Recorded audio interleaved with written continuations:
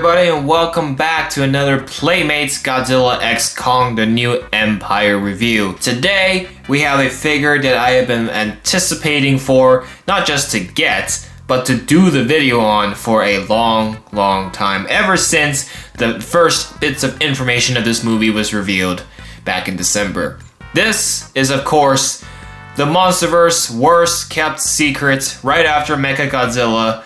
This is the spoiler monster that appears in the movie as well, Shimo with Frostbite Blast. Now, this is a 6-inch figure, one of the common ones, but of course, they have released Shimo in several other forms as well. And of course, I have been holding back on everything related to Shimo, including this figure. So by the time you're watching this video, it is most likely in April, past the date of the movie coming out. I am recording this right now in February because I'm recording all these 6-inch figures at once. I have tried to my absolute best to keep Shimo under the umbrella for a bit. In the unboxing videos, I did show Shimo off in all the products I got, but I did leave a spoiler warning in each video just so anyone who doesn't want to know about Shimo will not be spoiled. I know you're watching this video after the movie's been out, but I have not seen the movie yet at the time of this recording, so I don't know what to expect from Shimo. I know the internet is debating if Shimo is a boy or girl.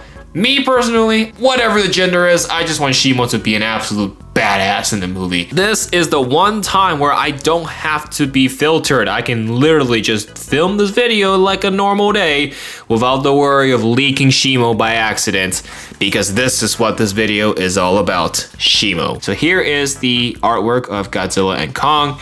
There is all the information. Let me try to read the French. Shimo avec le souffle. This side, and then the bottom shows the tail assembly. And then here's the back. Wow, for the first time, I don't have to cover anything up. There you go, you can see everything in the back. There is Shimo, there's all the other figures. Obviously, by the time you're watching this, every review of these guys have been out. The movie synopsis, you can pause the video to read it if you wish. I am just gonna read this. A legendary titan with unstoppable world-ending powers. Shimo faces Godzilla and Kong with a devastating frostbite blast that can freeze opponents in battle. Let's open this package and let's take Shimo out and see what he/she looks like.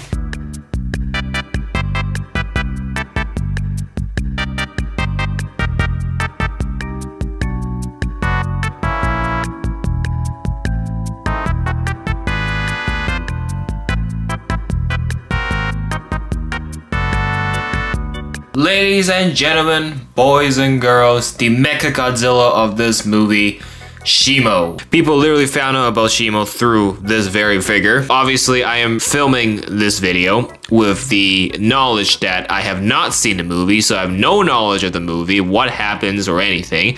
But by the time you're watching this, I would have already seen the movie and you might have too. So if I say anything here that ends up being wrong in the movie, there you go. I'm just gonna address it as a he.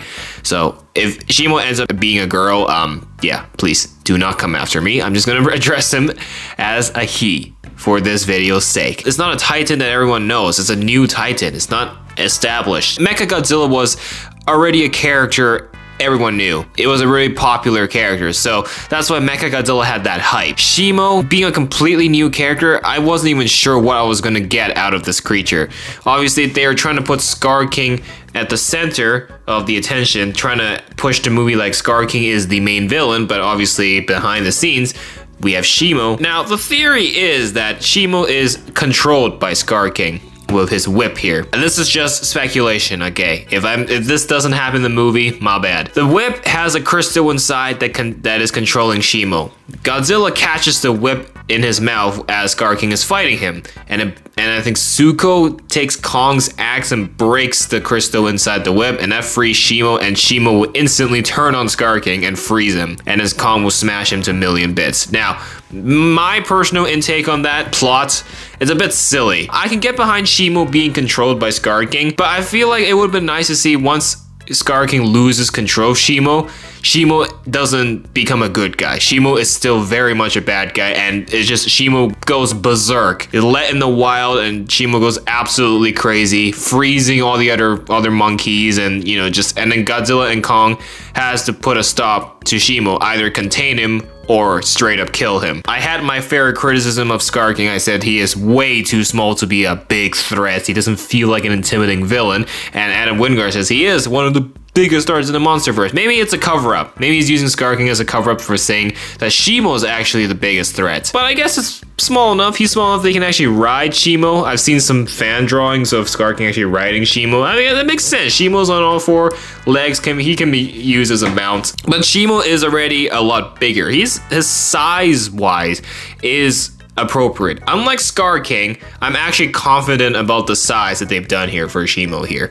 Because if you put him next to Godzilla, and I'm sure these two will clash because there is a playset where these two fight, Shimo is basically as big as Godzilla.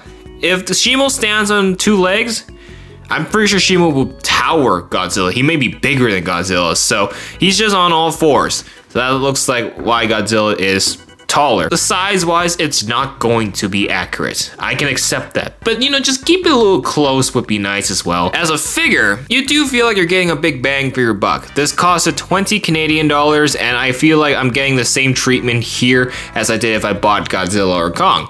Whereas it's a big figure, lots of volume, there's weight to it. There's only one accessory, and that's the Frostbite Blast. Nothing unnecessary is included, so that's good. So I feel like I am getting a true action figure for a good bang for my buck here.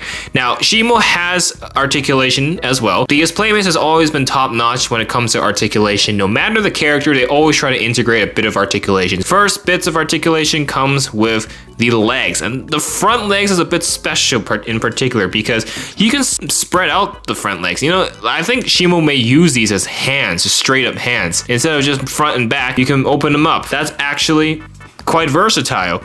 Now, in the Godzilla vs. Shimo playsets, Shimo's standing on two legs. So let's recreate that first. There you go. This is what the playset is like. I just recreated it with these two normal 6-inch figures. And as you can see, when Shimo stands on two legs, he's bigger than Godzilla, pretty much. His arms, or arms, quote-unquote arms, is already bigger than Godzilla's. So, and most importantly, Godzilla's not supporting him. He's standing up on his own. And that's just from these two back legs. And there's good balance, equal distribution of weights for the figure here to be able to stand up on two legs without tipping over. This is what I call a good design. This is actually really good. Now, will Shimo stand on two legs in the movie? Again, we don't know yet. At least I don't know yet at the time of this recording. If you want to go with that option, it is very possible. The toy allows you to do that, and that is fantastic. So I'm glad there's versatility with the legs. You can also swivel the claws. Should we call them as hands or claws? We'll call them feet. Why not? Because these are technically feet. You cannot move the actual claws though. They are stuck in place. That's normal. That's to be expected. At the back here, similar situation going on. You cannot open up the back legs. They can only move front and back, but you can still swivel the feet. As you can see, you can still twist them, move them back and left and right. So the playability here is fantastic. Just in the legs alone, you can turn his front legs into arms. Other bits of articulation, obviously there is the tail. The Shimo's tail is a lot shorter than Godzilla's. That makes sense, but it's still on a ball socket. It's in a similar system as Godzilla where it's on a ball socket so you can move it all the way around. This is also difficult to put on. As you can see from earlier, I had to use a lot of force to put that in. So you might need to get the hair dryer out to melt the plastic for you to be able to put the tail ends here. The last bit of articulation comes with the head. There is great articulation with the head as well. As you can see, I can twist his neck all the way around and bob it up and down, and it makes sense because if you're planning on having Shimo stand on two legs, you're gonna have to move his head down quite a bit, or you know, just want him to be eating something or looking down at a human or something. There you go. There is great distance that's being covered, and of course you can move this side to side. So let's say Shimo is like, just curious, or he's like trying to take a bite out of something. You can twist the head a bit. It's very, very useful. And of course, the mouth, only the lower jaw can be open, and it's a very big mouth. I'm surprised Shimo's head is bigger than Godzilla's. Every Titan's heads here are bigger than Godzilla. Godzilla's a small head. So one thing I found a major problem with the Godzilla is that the colors were not unified.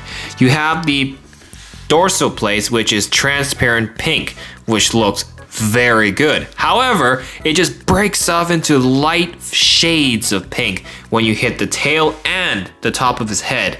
There is no sense of unity. It just cuts off and it just becomes different colors. It doesn't feel like a complete figure. Now they were able to fix that with Skarking.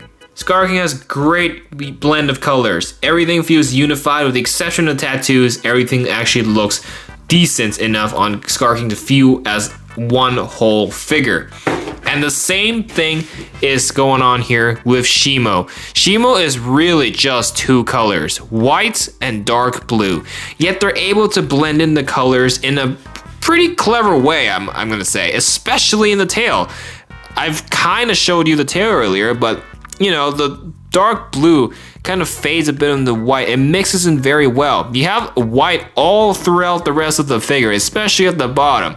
But once you get to the top, especially in the tail bit, this really has great fading. I like this. It's just two colors, yet they're able to mix it really well, especially at the tips here with the spikes at the end of his tail. Now, I guess this is Shimo's dorsal plates. We're gonna also call this dorsal plates.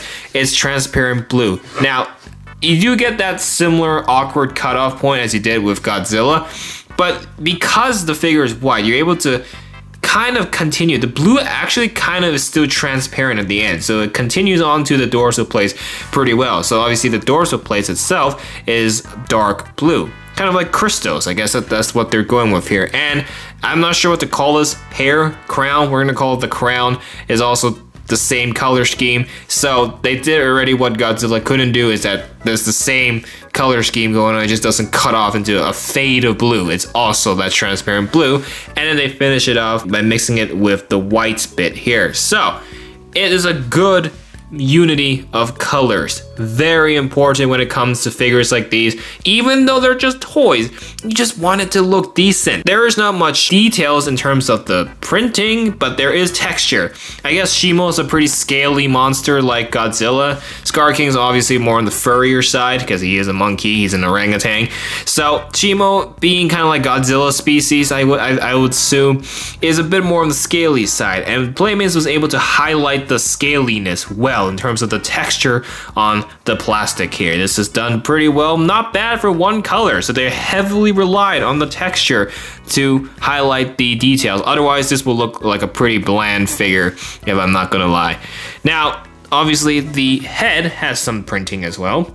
For one, there's its eyes. It's just blue circles. Now, you can't see his tongue, and he has yellow teeth, so maybe Shimo should probably brush his teeth. He's getting a lot of plague on it. Pink filling for a tongue, and that's about it in the middle, because the whole point of the mouth is to put the frostbite blast. There is the frostbite blast, and it seems like all the breath pieces, including Godzilla's atomic breath, has this new system now. This is like the new design that they've gone with. This really feels like Godzilla's old atomic breath, but it feels like I can put this on Godzilla, just look like his atomic breath. That's what I'm trying to say. This just loosely fits into Shimo's mouth right here. The way once you attach it, it looks like the piece is wrapped around his mouth, around his jaw, so you don't really see any open space in his open mouth when he's firing the frostbite blast. In the end, what do I think of Shimo, our surprise spoiler villain here? I think taking two colors and making them look nice is not an easy task. Shimo is like a frost dragon-like creature. Simple colors for 20 Canadian dollars, you are getting a quality figure here with a good accessory, the blast, good articulation, lots of playability as you saw earlier. You can stand him up on two legs without a problem. There is so much versatility with not just the posability, but as well as the engagement you can get with this figure. Shimo was able to accomplish what Godzilla couldn't with the colors. I just wish they could do so much better with the Godzilla. Unfortunately, they were able to fix that with Shimo here. Out of 10, I'm gonna give this one a 9 out of 10. If I could give one criticism to this figure here, maybe make the eye look a little bit realistic instead of just putting a blue dot. Is this worth being spoiled for? Do you think Shimo was great in the movie? I don't know yet. I can't judge. I haven't seen the movie yet. Just looking at this as a figure, this is a fantastic fantastic depiction of Shimo. So thank you so much for watching. If you enjoyed this video, make sure to hit that like button, subscribe. If you want to check out any of the figures I showed off, obviously I had Scar King and I put out Godzilla and Kong as well. All those reviews are already out. They came out a long time ago because this is in April, way after the movie's been out. Thanks for watching. Check out those reviews if you haven't already, and we will see you in the next video. Bye for now.